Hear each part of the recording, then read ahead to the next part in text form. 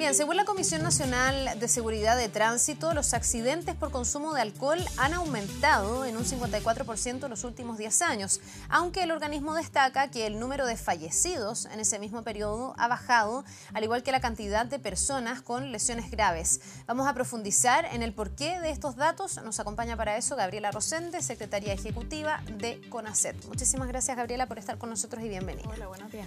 Bien, obviamente no es una buena noticia pensar que los accidentes donde el alcohol es protagonista han tenido este aumento de un 54% en los últimos años.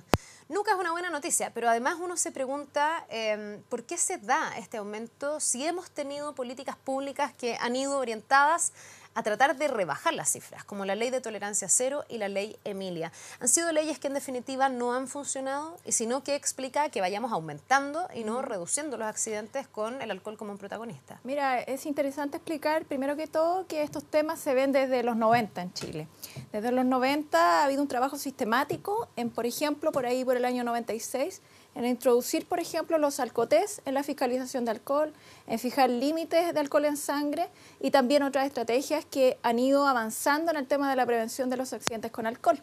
Como tú bien señalas, ha habido un aumento de este 54%, pero cuando uno empieza a ver las cifras en detalle, se da cuenta que, por ejemplo, para el año 2016, donde hubo un poco más de 7.000 accidentes, el 44% de ellos fue sin lesionados. Entonces, los accidentes en 10 años, desde el 2007 a la fecha, son menos severos, son menos graves y también tienen, como decía, si bien aumentan el número, han muerto menos personas por esta causa, lo que quiere decir que no hemos, por suerte y porque hemos hecho un trabajo importante desde los 90 hacia adelante, hemos reducido el número de fallecidos pasando de 200 aproximadamente el 2011 a 148 por causa de alcohol en el conductor. Entonces, ahora, yo entiendo que se busque mirar el vaso medio lleno, pero perdona el escepticismo. Yo me pregunto si es que el que haya menos fallecidos tiene que ver realmente con las políticas que están orientadas, en definitiva, a que la gente no maneje si es que ha consumido alcohol. Vemos que eso no ocurre, porque la gente maneja si es que ha consumido alcohol y sube el número de accidentes.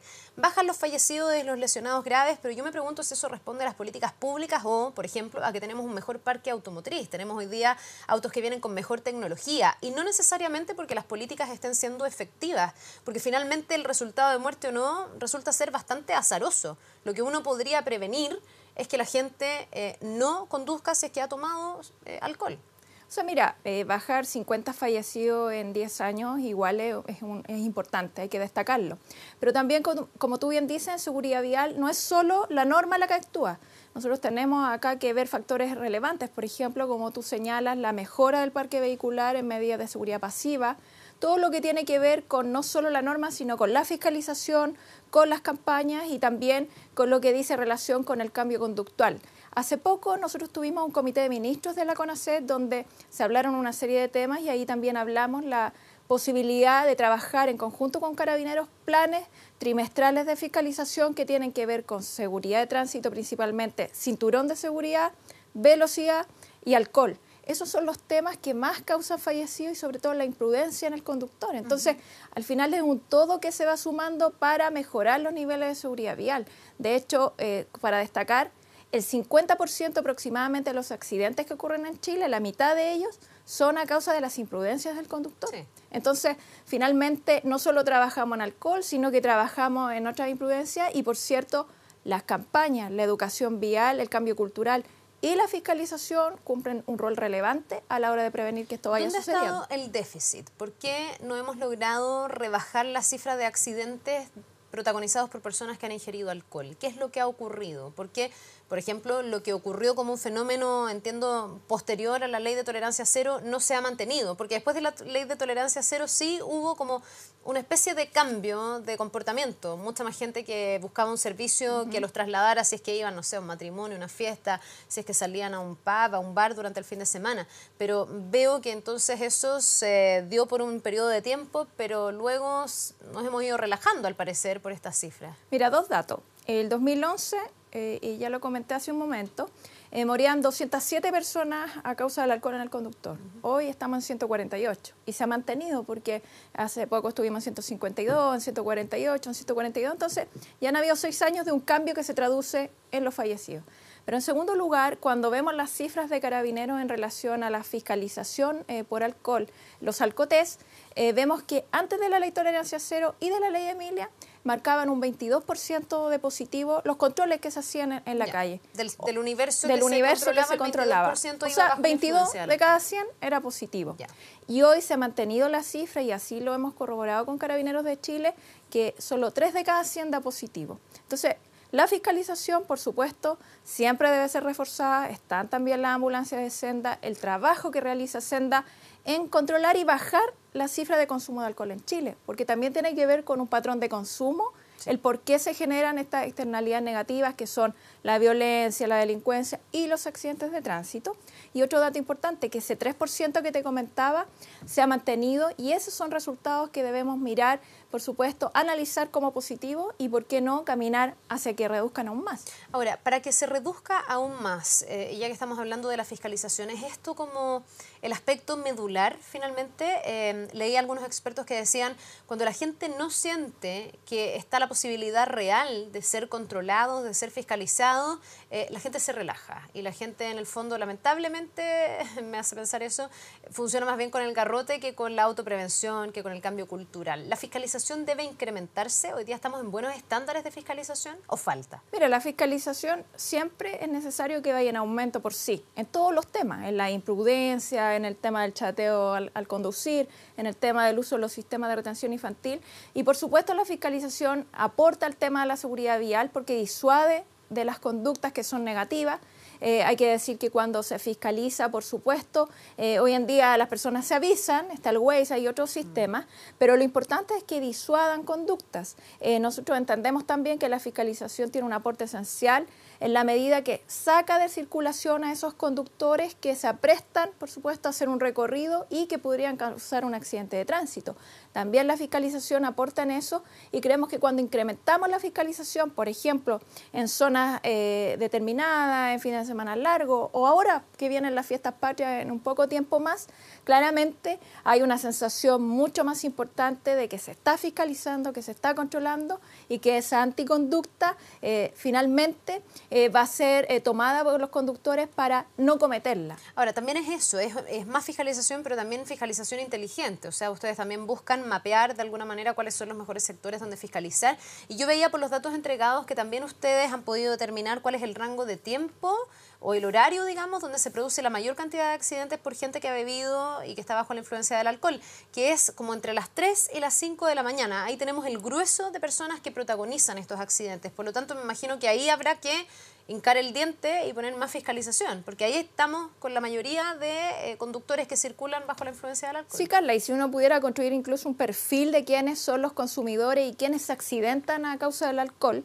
sobre todo en el conductor, y voy ahí específicamente, son generalmente jóvenes, esto pasa en Chile y en el mundo, jóvenes entre los 18 hasta ya adultos joven, un poquito más allá de los 35 años, también principalmente los fines de semana, viernes, sábado, domingo, con un pico importante, y como tú bien señalabas, con un horario principalmente nocturno, la hora más bien del carrete, y también específicamente la hora de regreso del carrete. Entonces, ahí los focos deben estar puestos, pero todo esto también resulta, no solo con el garrote, que es una parte importante, pero si vamos haciendo un cambio cultural, además entendiendo que todos aquí tenemos una responsabilidad. De hecho, en los países desarrollados existe lo que se llama el enfoque seguro de seguridad vial, donde cada una de las partes que participa en el sistema debe reconocer su responsabilidad, desde quienes estamos en el gobierno, desde los líderes de opinión, quienes venden el alcohol y, por supuesto, los usuarios de las vías, en que tenemos que hacer algo para cambiar.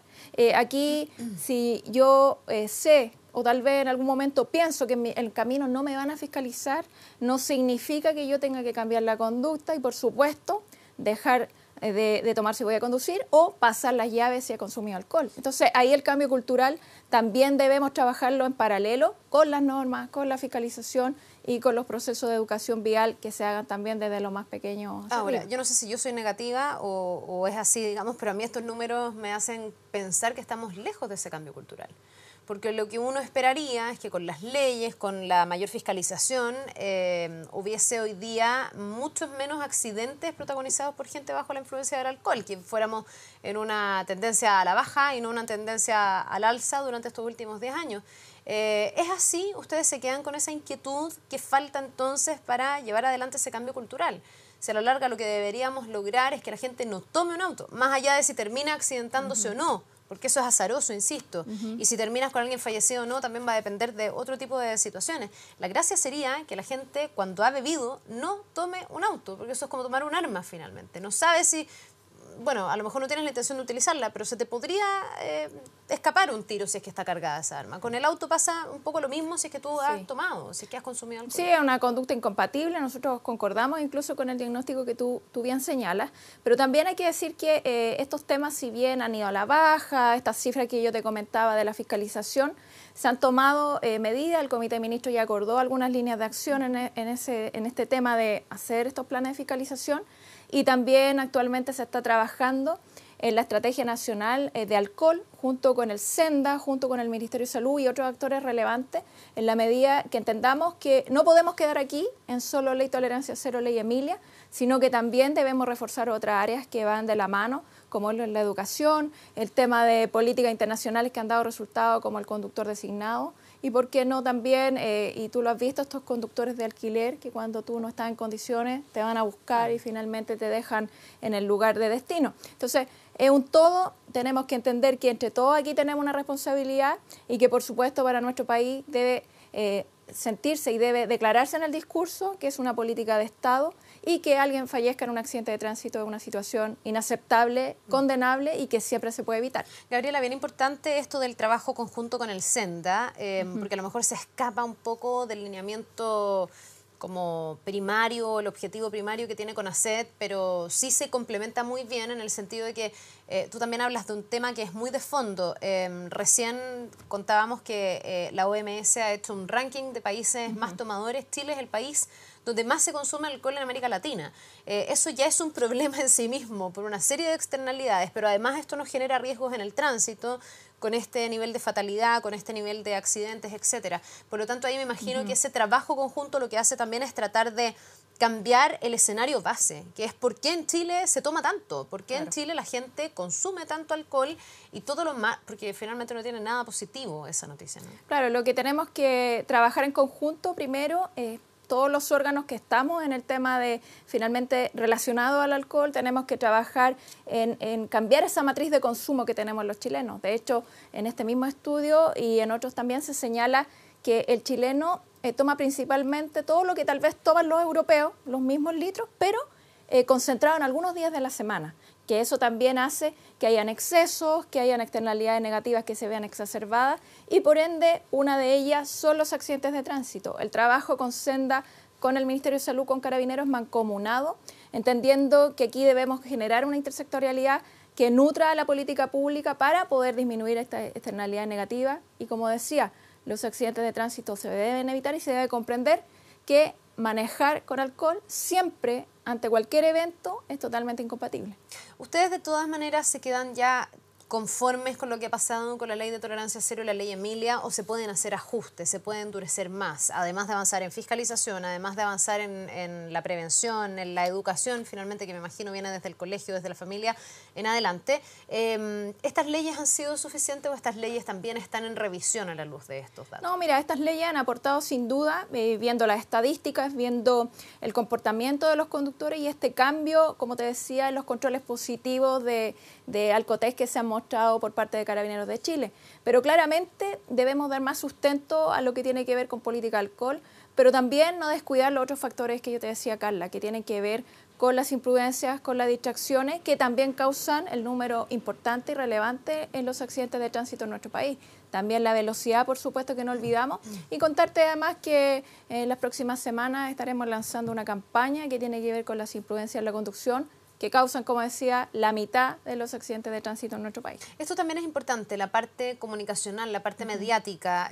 Yo hablaba de ese cambio que a lo mejor se produjo después de la ley de tolerancia cero, porque además tuvimos una difusión del tema en esa época súper alta, veíamos los controles de fiscalización en las calles, la gente andaba con la sensación de que aquí venía un endurecimiento de la fiscalización, que la penalización también era distinta y por lo tanto se hacía un esfuerzo de dejar el auto. Es importante también el poder poner esto más en los medios. Ustedes tienen, no sé, campañas, acciones que permitan que la gente tenga mucho más presente la consecuencia que tiene el manejar en estado de ebriedad o bajo la influencia del alcohol. Sí, mira, o sea, los recursos siempre son escasos, no tenemos ilimitados para poder poner todas las campañas que quisiéramos en los medios masivos de comunicación.